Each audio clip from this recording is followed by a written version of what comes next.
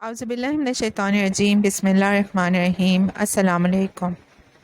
آج عشر مبشرہ کی سیریز میں میں جن صحابی کا تذکرہ کرنے جا رہی ہوں، جن صحابی کی زندگی کے واقعات میں بیان کرنے جا رہی ہوں، وہ ہیں سیدنا طلحہ بن عبید اللہ رضی اللہ عنہ۔ نبی اکرم صلی اللہ علیہ وسلم نے سیدنا طلحہ بن عبید اللہ کے بارے میں فرمایا کہ جو کوئی پسند کرتا ہے کہ اس شخص کو دیکھے جو اپنی نظر اور ذمہ داری پوری کر کے شہادت کے مرتبے پر فائز ہوا ہے تو وہ طلحہ کو دیکھے۔ سیدنا طلحہ بن عبید اللہ رضی اللہ عنہ عشر مبشرہ میں سے ایک تھے۔ وہ قریشی النسل اور حضرت ابوبکر صدیق رضی اللہ عنہ کے رشتہ دار تھے۔ ان کا تعلق بھی بنو تیم سے تھا۔ یہ ان خوش نصیب اور خوش قسمت صحابہ میں سے تھے جنہوں نے بالکل ابتدائی ایام ہی میں اسلام کی دعوت قبول کر لی اور مسلمان ہو گئے۔ ان کو اسلام کی دعوت دینے والے سیدنا ابو بکر صدیق رضی اللہ عنہ تھے۔ گندمی رنگ کے درمیانے قد اور قدرے گھنگریالے بالوں والے طلحہ بن عبید اللہ رضی اللہ عنہ بہت زیادہ بہادر اور قوی البدن تھے۔ ان کا سینہ بہت چوڑا تھا اور کندھے بہت عریض تھے، قدم بھاری تھے۔ آپ اس قدر چست، فعال اور تیز ترار تھے کہ جب بھی کسی جانب دیکھتے تو اپنے پورے جسم کو حرکت میں لے آتے تھے۔ ان کی والدہ کا نام صعبہ بنت عبداللہ تھا۔ طلحہ بن عبید اللہ بھی بالکل ابتدائی مسلمانوں میں سے تھے۔ جب اسلام لائے تو ان کو بھی قریش نے بہت ستایا، انہیں مارا پیٹا گیا۔ نوفل بن خویلد بن اسد نے انہیں اور سیدنا ابو بکر صدیق رضی اللہ عنہ دونوں کو ایک ہی رسی سے باندھ دیا۔ اسی طرح ان کے بھائی عثمان بن عبداللہ نے ان دونوں کو نماز سے روکنے کی ناکام کوشش کی۔ ہجرت سے قبل اللہ کے رسول صلی اللہ علیہ وسلم نے انہیں اور زبین بن عوام رضی اللہ عنہ کو رشتہ مؤاخات میں منسلک فرمایا۔ جب یہ ہجرت کر کے مدینہ طیبہ تشریف لائے تو سیدنا ابو ایوب انصاری رضی اللہ عنہ کو ان کا بھائی بنایا گیا۔ اسلام کی کفر کے خلاف پہلی بڑی جنگ غزوہ بدر تھی۔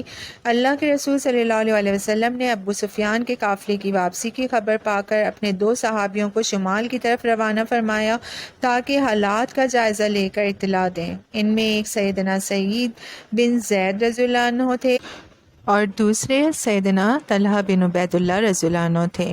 یہ دونوں اللہ کے رسول صلی اللہ علیہ وسلم کے حکم کی تعمیل میں شمالی مقام حورا تک تشریف لے گئے اور وہاں حالات کا جائزہ لیتے رہے۔ یہ دونوں جلیل القدر صحابی ابھی شمال مدینہ ہی میں تھے کہ بدر کی لڑائی کا واقعہ پیش آ گیا۔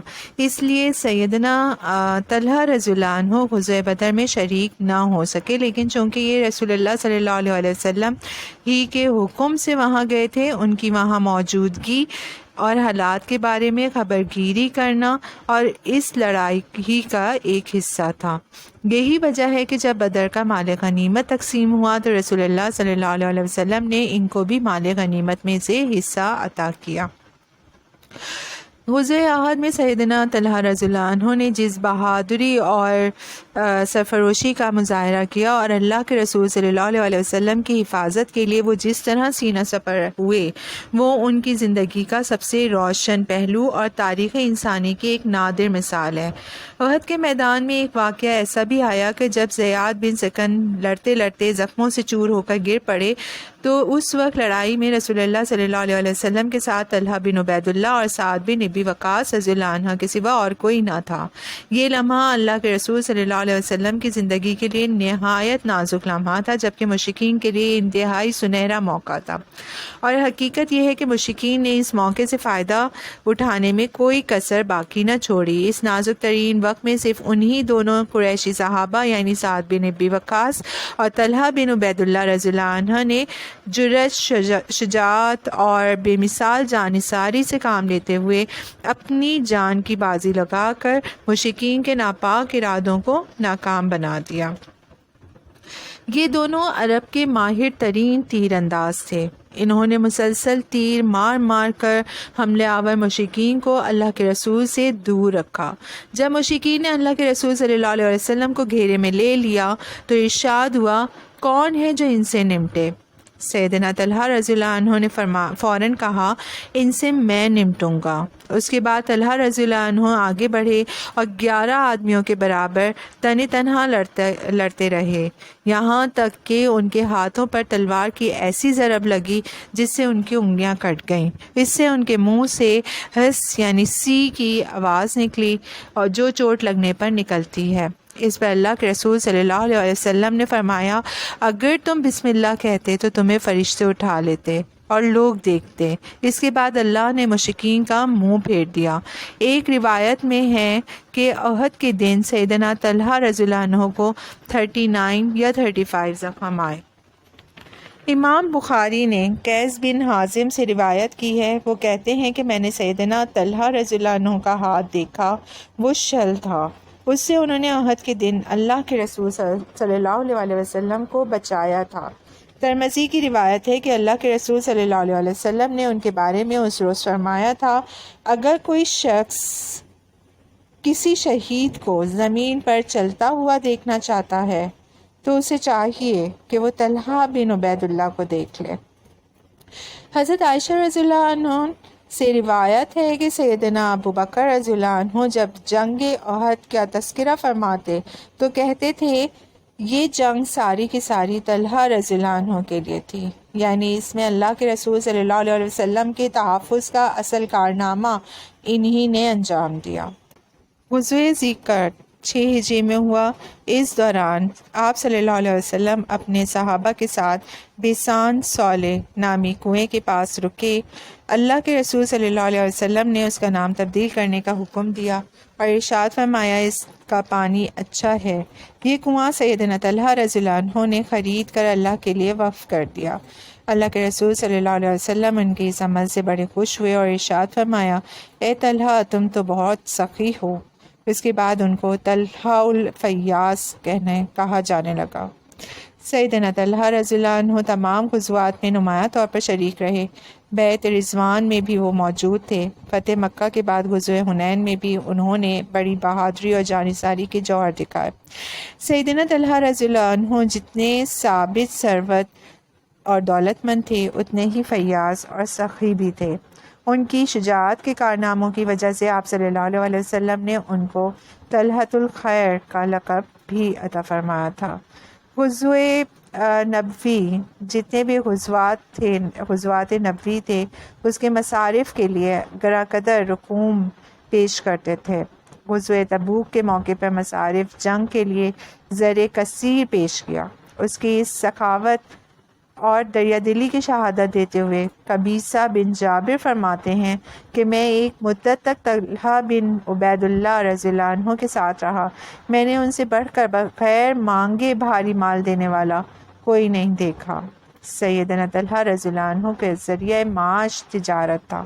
ہجرت کے بعد مدینہ طیبہ آنے کے بعد انہوں نے زراعت بھی شروع کر دی۔ پیداوار کی فراوانی کا اندازہ اس عمل سے کیا جا سکتا ہے کہ ان کی روزانہ آمدنی تقریباً 1000 درہم تھی۔ ان کا تعلق قریش کی ایک شاخ بنو تیم سے تھا۔ چونکہ وہ بنو تیم کے غریب اور محتاج لوگوں کی کفالت کیا کرتے تھے، مقروضوں کے قرض ادا کرتے اور قبیلے کے غریب خاندانوں کی لڑکیوں کی شادی کرتے تھے، انہیں ام المومنین سیدہ عائشہ صدیقہ رضی اللہ عنہا سے بڑی عقیدت تھی، چنانچہ وہ ان کی خدمت میں ہر سال 10,000 درہم پیش کرتے تھے۔ ان کی مہمان نوازی کا بھی دور دور تک چرچا تھا۔ سیدنا طلحہ رضی اللہ عنہ ابو بکر صدیق رضی اللہ عنہ اور عمر فاروق رضی اللہ عنہ کے عہد خلافت میں ان کے خاص مشیروں میں شامل تھے۔ ان کے مشوروں کو بڑی قدر کی نگاہ سے دیکھا جاتا تھا۔ سیدنا فاروق اعظم رضی اللہ عنہ کی شہادت کے بعد وہ ان 6 بزرگ صحابہ میں شامل تھے جنہیں خلیفہ منتخب کرنے کے لیے نامزد کیا گیا تھا۔ سیدنا طلحہ رضی اللہ عنہ نے اپنی زندگی کے مختلف اوقات میں کئی شادیاں کی۔ ان کو یہ اعزاز بھی حاصل ہے کہ وہ سیدنا ابو بکر رضی اللہ عنہ کے داماد تھے۔ ان کی بیٹی ام کلثوم رضی اللہ عنہا ان کے عقد میں تھیں۔ ان کی متعدد بیویوں سے 10 بچے یعنی 10 بیٹے اور 4 بیٹیاں پیدا ہوئیں۔ ان کی اولاد کئی نسلوں تک بڑے بڑے مناصب پر فائز رہی۔ ان کی ایک صاحبزادی ام اسحاق بن طلحہ کی شادی سیدنا حسن بن علی رضی اللہ عنہ سے ہوئی۔ ان کی شہادت کے بعد وہ سیدنا حسین بن علی رضی اللہ عنہ کے عقد نکاح میں آئیں اور ان کے بطن سے سیدہ فاطمہ بنت حسین پیدا ہوئیں۔ سیدنا ابو بکر صدیق رضی اللہ عنہ کے پوتے عبداللہ بن عبد الرحمن اور حضرت مصعب بن زبیر بن عوام بھی ان کے داماد تھے۔ سیدنا طلحہ 62 سال کی عمر میں اس دنیا سے رخصت ہوئے اور بصرہ میں انہیں دفن کیا گیا۔ اللہ تعالیٰ کی کروڑہ رحمتیں ہوں رسول اکرم صلی اللہ علیہ وسلم کے اس جانثار، اس مجاہد، مخیر، سخی اور فیاض پر کہ جس نے خدمت اسلام کے لیے اپنا مال، اپنی جان، اپنا گھر بار اور اپنی تمام صلاحیتیں وقف کر دی تھیں۔ وہ بلا شبہ بہت قوی شخصیت تھے۔ ان کے مشورے بڑے مدلل اور عمدہ ہوتے تھے۔ انہوں نے اپنی ساری زندگی اسلام کی خدمت میں بسر کر دی۔ یہ تھے سیدنا طلحہ بن عبید اللہ رضی اللہ عنہ کی زندگی کے اہم واقعات، جو کہ عشر مبشرہ میں شامل تھے یہ صحابی۔ اور اب جو ہے ہم نیکسٹ ویڈیو میں سیدنا زبیر بن عوام رضی اللہ عنہ کے بارے میں معلومات حاصل کریں گے۔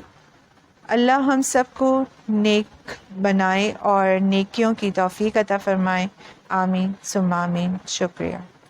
اعوذ باللہ من الشیطان الرجیم، بسم اللہ الرحمن الرحیم۔ السلام علیکم۔ آج عشر مبشرہ کی سیریز میں جن صحابی کا تذکرہ کرنے جا رہی ہوں، جن صحابی